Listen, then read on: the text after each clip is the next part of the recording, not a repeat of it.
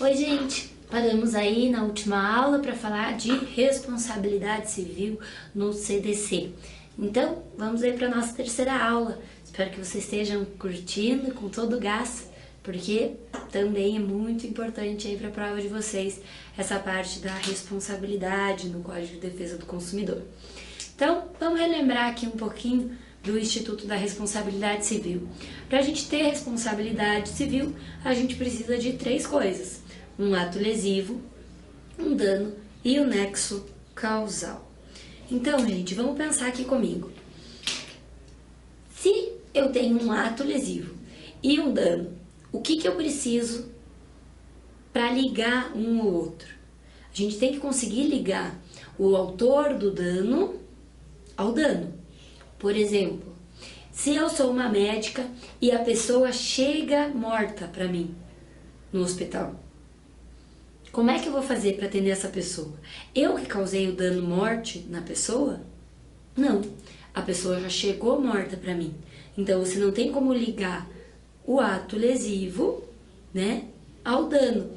Não teve um ato lesivo da minha parte, talvez da parte de outra pessoa, de certo, essa pessoa levou um tiro, né, foi envenenada, algum outro tipo de coisa. Mas quando ela chegou para mim, não fui eu que produzi o dano nela. Então não tem como a gente estabelecer o nexo causal aí, nesse exemplo que eu trouxe para vocês. Mas, se eu tô no trânsito e alguém fura o sinal vermelho, bate no meu carro, acerta em cheio, produzindo um dano para mim, material. Essa pessoa que bateu no meu carro, ela produziu um ato lesivo? Ela constituiu ali um ato ilícito até, porque ela furou o sinal vermelho.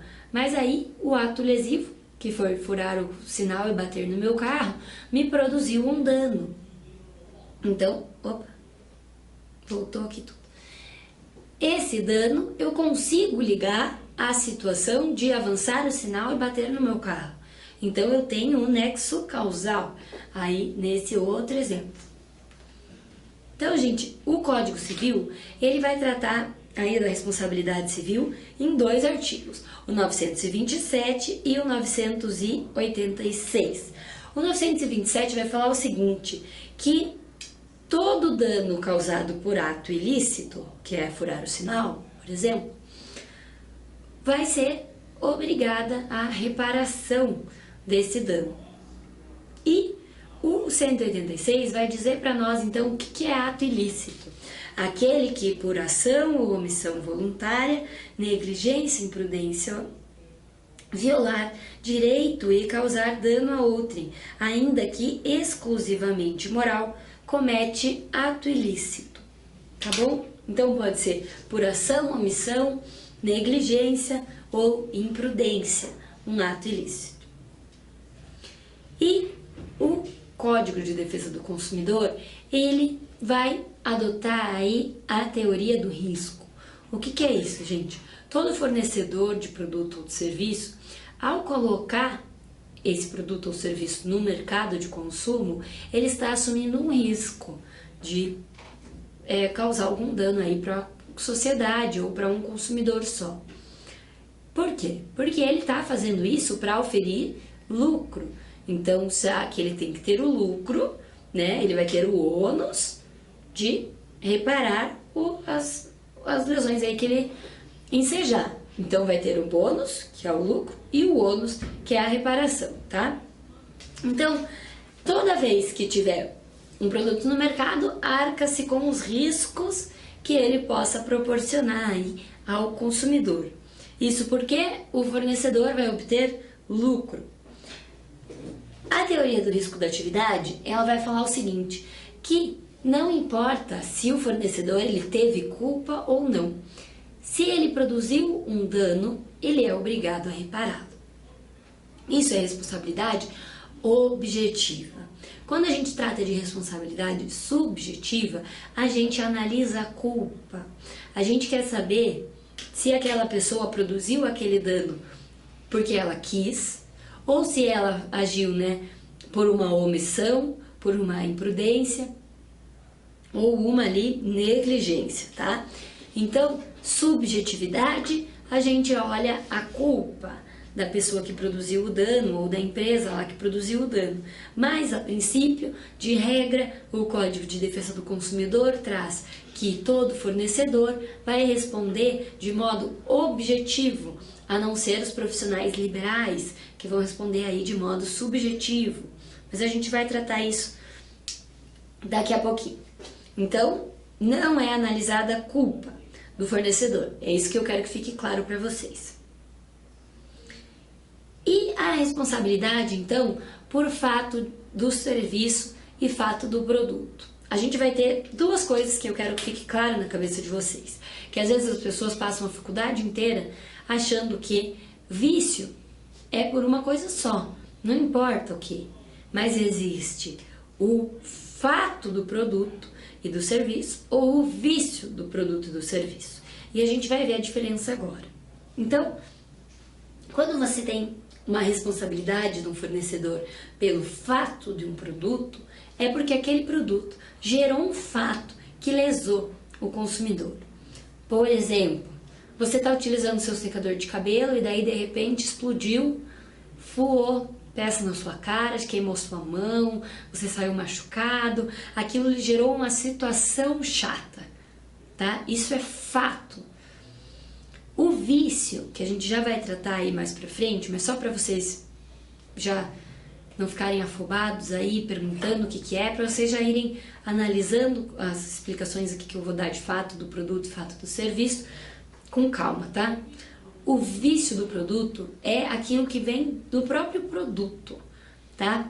Por exemplo, eu compro uma TV e aí eu coloco na tomada em casa e ela não funciona. Simples assim, não me ocorreu um fato desagradável. O produto simplesmente tem um problema, então ele vai ter um vício oculto nesse caso. Mas o que a gente vai falar agora, neste momento, de fato do produto? Quando aquele produto proporcionou um fato, uma situação que lesou o consumidor. Então, vai estar previsto aí no artigo 12. Prestem atenção, gente, se você quiser, anota lá no seu código, coloca de cor diferente quando falar de fato, quando falar de vício, mas isso tem que ficar claro para você. Artigo 12. O fabricante, o produtor, o construtor, nacional ou estrangeiro e o importador respondem independente da existência de culpa, responsabilidade objetiva, aqui prevista pelo artigo 12, pela reparação dos danos causados aos consumidores por defeitos decorrentes de projeto, fabricação, construção, montagem, fórmulas, manipulação, apresentação ou acondicionamento de seus produtos, bem como por informações insuficientes ou inadequadas sobre a sua utilização e riscos. Vocês conseguem perceber que a redação ela é bem ampla aqui nesse caso? Então anota aí no seu código. O artigo 12 vai falar de fato do produto. E a gente tem um fato do produto quando ele não oferece a segurança dele esperada. A gente espera lá no secador que a gente consiga secar o cabelo e não aconteça nada, esteja tudo numa boa. Mas se o secador explodiu na gente, a gente está sendo lesado aí porque a gente confiou no consumidor, no fornecedor, perdão, confiou que aquele produto era seguro para ser utilizado. Então, e o parágrafo 1º do artigo 12?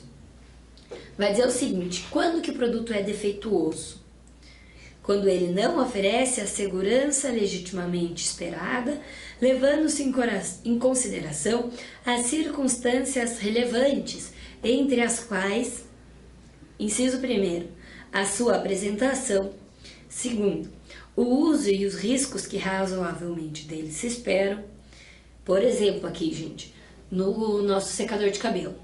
Se a gente sabe que ele é para usar na tomada 110, se a gente colocar na tomada 120, a gente sabe que vai queimar, então é um risco esperado, né, para um consumidor aí comum. Mas ele explodir estando na tomada certa, não tem porquê. Então não é um risco esperado, é sim falta, né, da segurança que a gente esperava dele. Inciso 3º, a época em que ele foi colocado em circulação e só. Então parem para pensar aqui, ó. Para o produto ser defeituoso, tem que ver a apresentação, o risco que a gente espera razoavelmente desse produto e a época que ele foi colocado no mercado. Se o produto ele já é antigo, já existem modelos novos, sabe-se que aquele produto antigo já não supre mais as necessidades do consumidor atual, não pode ser considerado aí, então, como um produto defeituoso, né, gente? Simplesmente. Tem que analisar essas três circunstâncias ali. A responsabilidade entre o fornecedor e o fabricante vai ser solidária. O que quer dizer isso, gente? Solidariedade não é a gente ajudar o próximo, não é sempre estar um podendo contar com o outro. Lembra disso para a sua prova. Responsabilidade solidária é aquela que o consumidor não precisa escolher de quem que ele vai requerer aí a sua reparação, a sua indenização. Ele escolhe um, ou o fornecedor ou o fabricante, e aí a pessoa ali que for escolhida vai pagar a indenização e a reparação de forma integral para essa pessoa. E depois pode entrar com uma ação de regresso ali contra o outro que também era corresponsável. Mas o consumidor recebe todo o valor de uma pessoa que ele escolher. Então, o comerciante, ele só será responsável quando não puder ser identificado o fabricante, o construtor, o produtor ou o importador, ou quando o comerciante não conservar adequadamente os produtos perecíveis. Isso vai estar prescrito ali, então, no artigo 13 do CDC. E quando que o fabricante, ele vai não ser responsabilizado? Então, quais são as excludentes de responsabilidade aí do fabricante? Está prevista aí no artigo 12, parágrafo 3º, quando que o fabricante não será responsabilizado por fato do produto. Ele só não será responsabilizado quando provar. Então, tem que estar provado que não colocou o produto no mercado, que embora haja colocado o produto no mercado, o defeito não existe, a culpa exclusiva do consumidor ou de terceiro.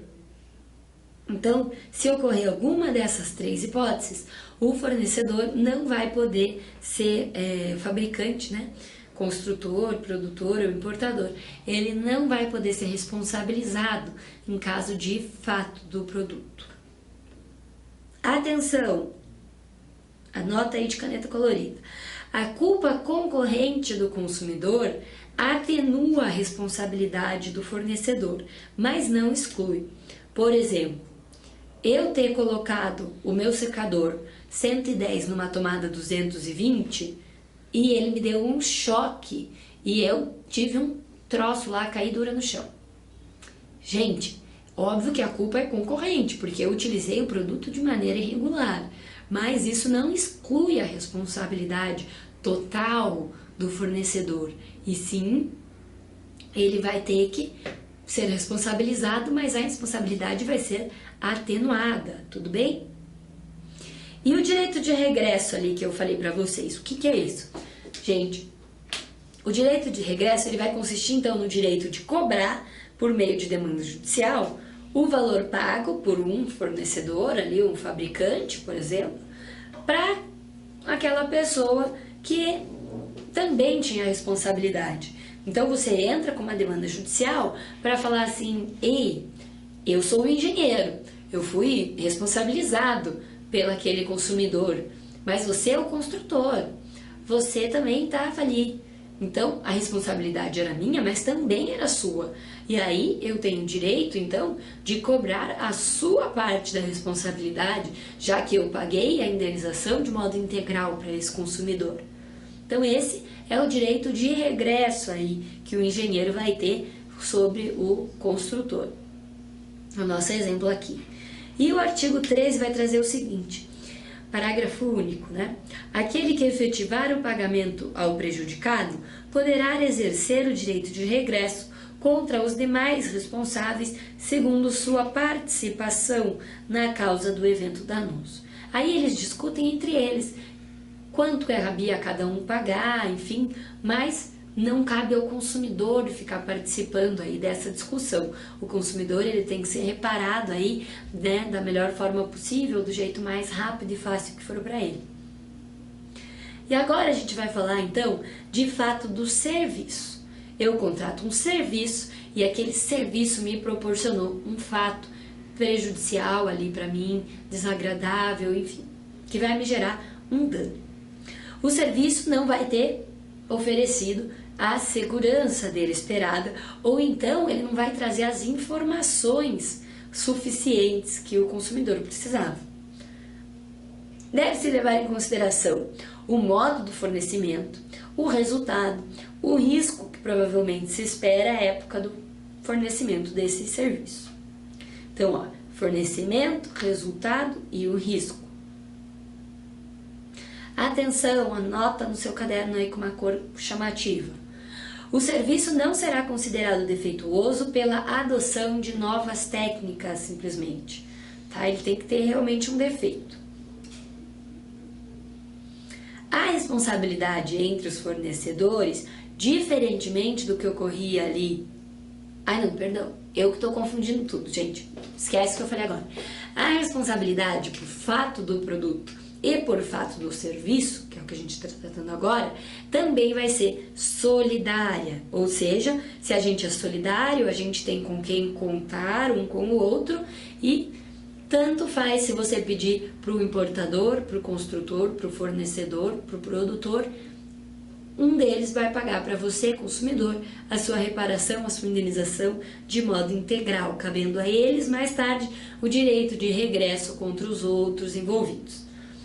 Quando que o fornecedor não será responsabilizado no caso de fato do serviço? Se ele provar que não existe o defeito na prestação do serviço, a culpa exclusiva do consumidor, caso fortuito ou força maior, e isso está escrito, né, previsto não no artigo do CDC, essa parte aí do caso fortuito ou força maior, mas sim pela doutrina majoritária. Por exemplo, o fornecedor de seguro, ele está te fornecendo ali um serviço, mas se acontecer de cair uma árvore no seu carro, do seu carro ser levado pela enchente, enfim, ele não tem como se responsabilizar, porque ocorreu um caso fortuito ou força maior, dependendo do caso, tá bom? Então, a culpa é concorrente, né, do consumidor, quando ele fizer alguma coisa que vá possibilitar aí o dano, vai apenas atenuar a responsabilidade do fornecedor, da mesma forma que no fato do produto, tá, gente? Importante, olha para mim, a responsabilidade do profissional liberal é subjetiva. Quem é o profissional liberal, gente? Aquele que não trabalha por empresa, aquele que trabalha sozinho, é o médico, é o advogado, enfim. Ou seja, depende de apuração de culpa. Subjetiva analisa a culpa da pessoa, pois em regra as relações estabelecidas com os consumidores e seus serviços são intuito persona. Gente, por que que a gente fala que é intuito persona? Porque é personalíssimo. A gente vai num médico, vai num advogado, vai num dentista, porque a gente quer que aquela pessoa em específico nos atenda. Então, ela é considerada aí um profissional liberal e a responsabilidade dela para conosco vai ser subjetiva. É diferente de quando você trata de hospital, de grupos de saúde, né, aqueles planos de saúde, empresas de consultoria e de engenharia. Se você vai para uma empresa de consultoria e engenharia, você não consegue escolher exatamente quem vai te atender. Elas proporcionam ali profissionais que vão te atender. Mas você não vai lá por aquele intuito personalíssimo de ser atendido por aquele determinado engenheiro. Então, esses locais vão ter responsabilidade objetiva, as pessoas que te atenderem vão ter responsabilidade objetiva, porque você não escolhe por elas, você escolhe pela empresa. Mas quando você escolhe, por exemplo, o médico, você vai no hospital e você quer aquele médico que te atenda. A culpa dele vai ser analisada, porque a responsabilidade dele é subjetiva. Mas se você chega num hospital e o médico que te atende você não escolheu por ele, você simplesmente escolheu pelo hospital, a responsabilidade então vai ser objetiva. Agora a gente falou então de fato do produto, fato do serviço, e a gente vai falar de vício do produto. Então vejam que são coisas diferentes. Vício é a inadequação do produto para os fins que dele se esperava. O vício ele vai poder ser então oculto, que é a TV que chega em casa, né? A gente vai ligar a TV na tomada, ela não liga. É algum problema que está correndo dentro da TV, a gente não consegue enxergar, o problema está oculto. Ou aparente. Quando que o vício vai ser aparente? Quando a TV chegar com a tela quebrada, por exemplo. Aí é um vício aparente, que a gente consegue enxergar com facilidade. Então, são impróprios ao uso e ao consumo. E vai estar isso então previsto no artigo 18, parágrafo 6º, vai falar que é um vício de qualidade, tá? Os produtos cujos prazos de validade estejam vencidos, e aí isso vai ser um vício do produto. Os produtos deteriorados, alterados, adulterados, avariados, falsificados, corrompidos, fraudados, nocivos à saúde ou à vida, perigosos ou ainda aqueles em desacordo com as normas regulamentares de fabricação, distribuição ou apresentação. Inciso 3º. Os produtos que, por algum motivo, se revelem inadequados ao fim que se destinam. Primeiro eu trouxe os incisos ali para vocês, né? Do parágrafo 6º, para mostrar o que é o vício de qualidade, tá? Mas vamos analisar aqui o caput do artigo 18. Os fornecedores de produtos de consumo duráveis ou não duráveis respondem solidariamente. Anota isso no seu caderno, gente. Quando a gente for fazer os exercícios, vocês vão ver que cai pegadinha sobre isso na prova da ordem. Então vamos de novo. Os fornecedores de produtos de consumo duráveis ou não duráveis respondem solidariamente pelos vícios de qualidade ou de quantidade que os tornem impróprios ou inadequados ao consumo a que se destinam ou lhes diminuam o valor, assim como por aqueles decorrentes da disparidade com a indicação constante do recipiente, da embalagem, rótulo ou mensagem publicitária, respeitadas as variações decorrentes de sua natureza, podendo o consumidor exigir a substituição das partes viciadas. Então percebam aqui, ó, a responsabilidade é solidária entre os fornecedores, né, desses produtos aí, podem ser duráveis ou não, e o consumidor pode exigir a substituição das partes viciadas aí desse produto. Parágrafo 1º do artigo 18, então. Não sendo o vício sanado no prazo máximo, e aqui está escrito máximo, de 30 dias, pode o consumidor exigir alternativamente a sua escolha. Gente, o prazo é máximo de 30 dias, tá? A substituição do produto por outro da mesma espécie em perfeitas condições de uso, a restituição imediata da quantia paga, monetariamente atualizada, sem prejuízos de perdas e danos. Então, por mais que você receba o seu dinheiro de volta, se você teve uma lesão aí, né, perdas e danos, você pode ir para o judiciário e recorrer para você ser ressarcido aí. E, inciso 3º, o abatimento proporcional do preço. São sempre aqui, ó, esses três, gente, são três sempre, ó. Podem ver que no próximo slide não traz mais nada.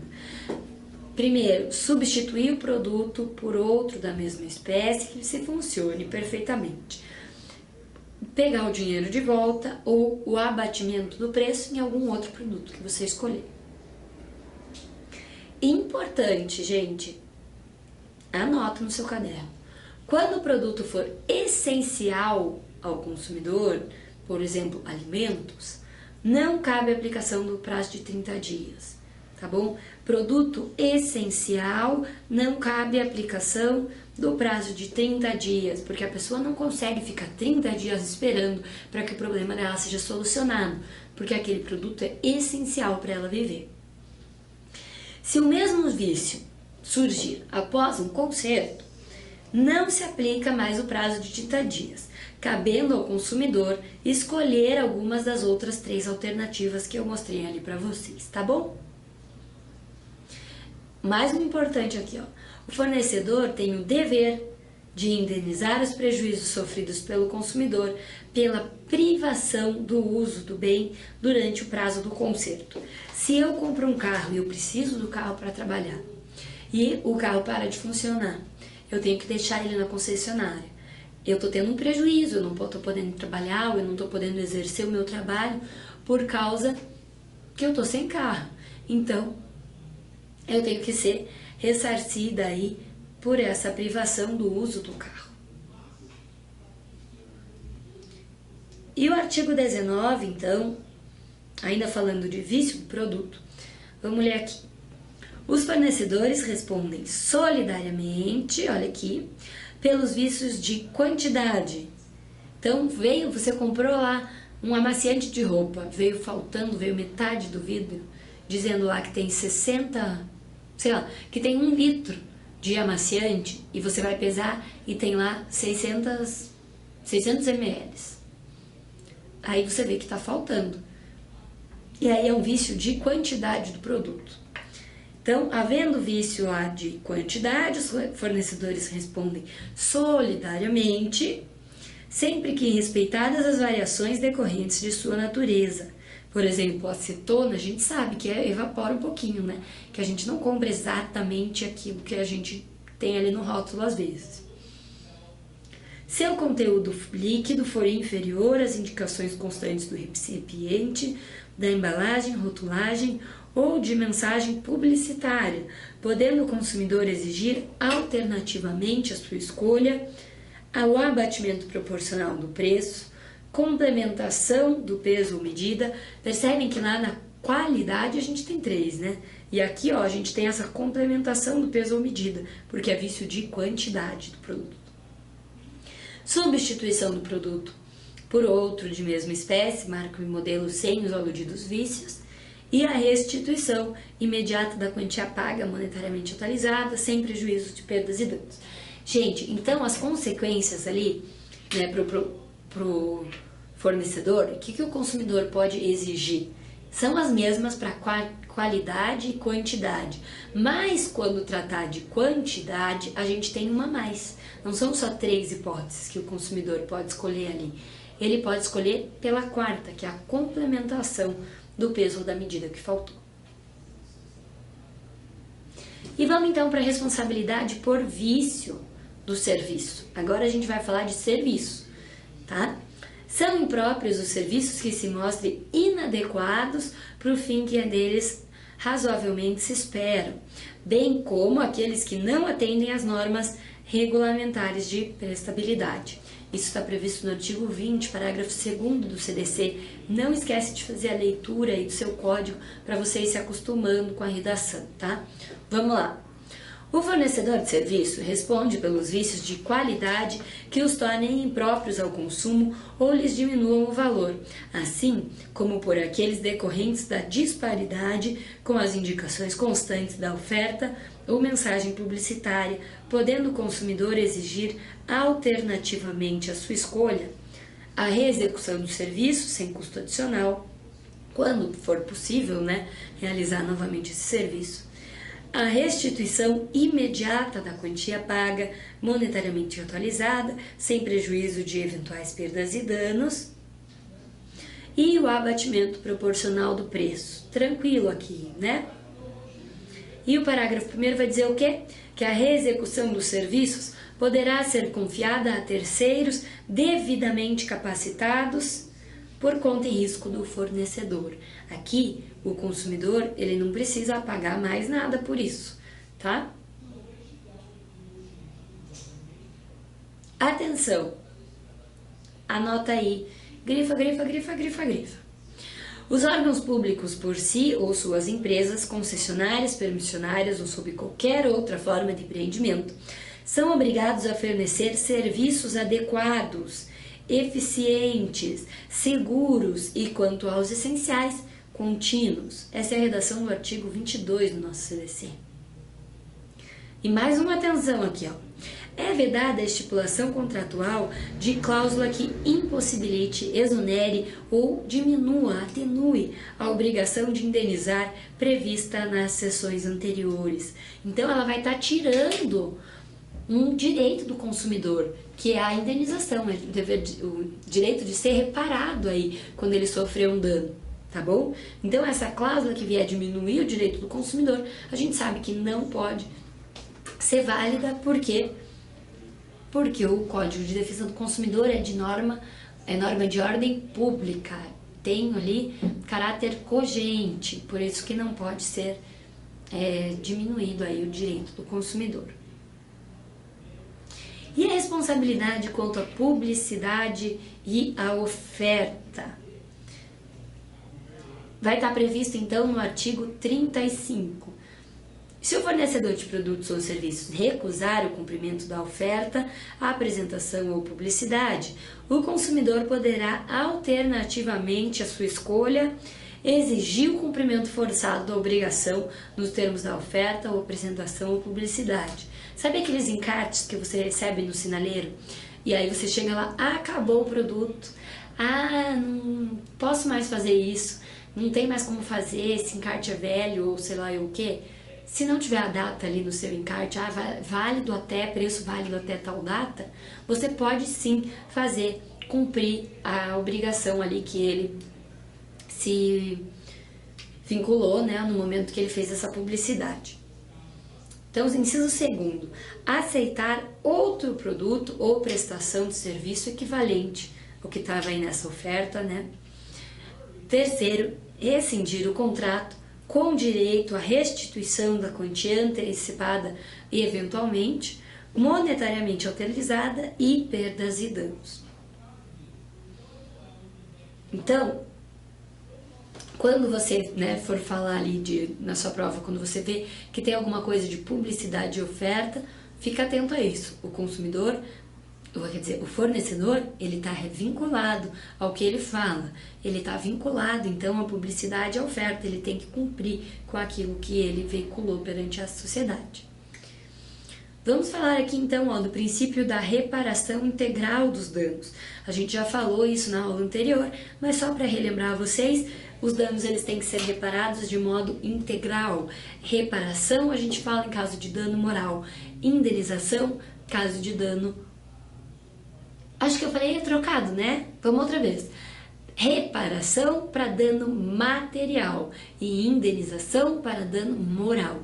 Nada impede que você peça numa demanda dano moral e dano material em conjunto, cada um vai ter um valor diferente, e nada impede também que você coloque aí na terceira modalidade de dano aí na sua peça, caso você realmente tenha sofrido, né? Que é o dano estético, que é aquilo que vai ser no corpo da pessoa, que cause um vexame, que a pessoa se ache feia, que ela não consiga aparecer em público por causa daquilo, ou que ela se incomode, se sinta diminuída por causa daquela falha estética que foi adquirida em razão do dano, tá bom? Pode pedir dano moral com dano material? Pode. Pode pedir para o juiz dano moral, estético e material? Também pode. E a gente fica por aqui, então. Eu espero que vocês estejam gostando, que vocês continuem assistindo aí as próximas aulas. Para quem não me conhece ainda, não me adicionou nas redes sociais, pode me encontrar aí tanto pelo Facebook, tanto pelo Instagram, como Prof. Mariana Moreira Neves, tá bom? Então, Prof. Mariana Moreira Neves, e eu espero vocês aí nas próximas aulas. Tchau, tchau!